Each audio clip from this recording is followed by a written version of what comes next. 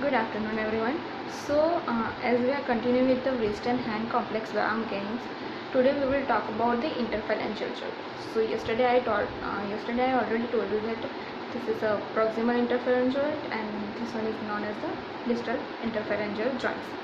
Now we'll talk about the interphalangeal joint of fingers. So, it is composed of the head of the phalanx and the base of the phalanx distal to it.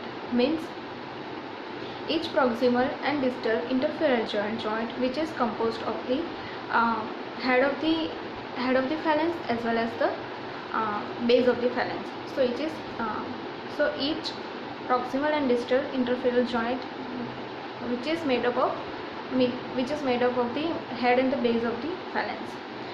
So now head of the phalanx, which is situated proximally, and the base of the phalanx, which is situated distally.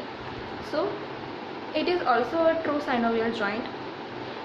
It is this interphalangeal joint. It is the true synovial hinge joint, and it allows the only 1 degree of freedom. So the movement occurs into the interphalangeal joint as a flexion and extension, because it allowed only 1 degree of freedom. So, and also it includes the joint capsule as well as the joint capsule, volar plate, and the two collateral ligament. So in interphalangeal joint there is a joint capsule, there is a two collateral ligament and volar plate. Now structures which are similar to the metacarpal and metacarpophalangeal joints, but with little posterior articulation of the surface, which will permit the hyperextension. So the structure of the interphalangeal joint are the same as the metacarpophalangeal joint, but it is a little but it includes a little posterior articulation of the surfaces, because because it is situated posteriorly little bit in compared to metacarpophalangeal joints. So interphalangeal joints will allow the more hyperextension. So next structure is volar plate. So due to the volar plate, it will reinforce volar plate will be reinforce each interphalangeal joint capsules, as well as it will enhance the stability, and it will limit the hyperextension of the phalanges. And second, it will also work as a similar to the metacarpophalangeal joint, except no connection with deep transverse ligament, because volar plate has no connection with the deep transverse ligament, but still it is work as a metacarpophalangeal joint. Plus it will what are the function of the volar plate? So it will first of all, it will reinforce the interphalangeal joint capsule, as well as it will limit the hyperextension of the phalanges. So next we will talk about the next is collateral ligament. So collateral ligament, which is the shape of the collateral ligament are the cord-like shape, as well as it is also similar as a metacarpophalangeal joint, and it also provides the stability into the phalanges. Now, if any injuries occur into the proximal IP joint, collateral ligament are common in sports and workplace. Like there are high chances to affect the radial collateral ligament in compared to ulnar collateral ligament. So mainly what are the ligament injury occur into the proximal? There are so many ligament injury occur into the hand.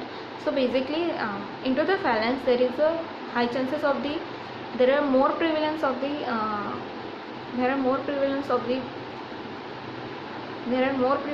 injuries into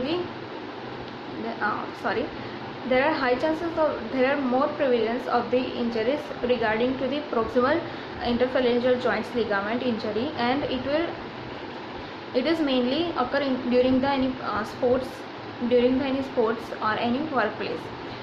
So it will and in these ligaments there are two collateral ligaments, that is radial and ulnar. So mainly radial collateral ligament are the more common in compared with the ulnar collateral ligament. So second as the flexion and extension of the IP joint of the index finger, which is proximally 100 degree to 100 degree, and distally which is 80 degree. So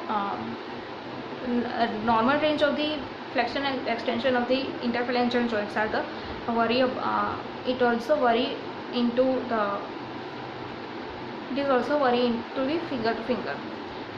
Now range of the proximal interphalangeal joint and the distal interphalangeal joint flexion increase ulnarly with fifth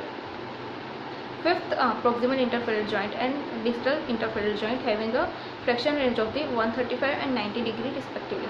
So they told that ki range of the proximal and distal interphalangeal joint flexion. So the range of the flexion into the proximal and distal IP joint which is increases ulnarly, matlab it is increased on the ulnar side more. So into the fifth metacarpal into the fifth finger, like into this proximal and distal IP joint of the fifth finger having the more flexion and extension, because you can measure also, like this is the fifth finger of the hand. So it will, so as you will measure the IP proximal interphalangeal joint finger flexion, it is obviously more in compared to index finger. So as you can measure like this.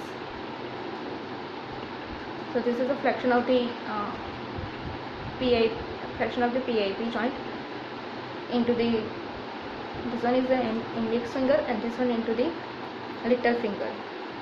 So extension also, like this one is the extension also like this, as we are talking about the PIP and DIP joint, but it is but the degree of the movement is always increased onto the ulnar side. Now additional range to ulnar side fingers, which is favors angulation of the fingers towards the scaphoid and opposition with the thumb.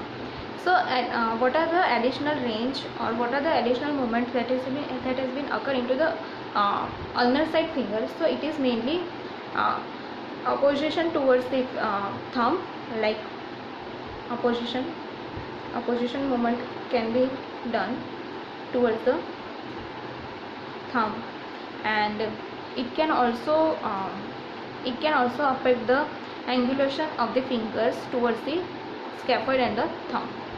So these all are changes occur into the PIP joint. So next is extrinsic finger flexors, and this is all about the muscle that we will talk into the next video. Thank you.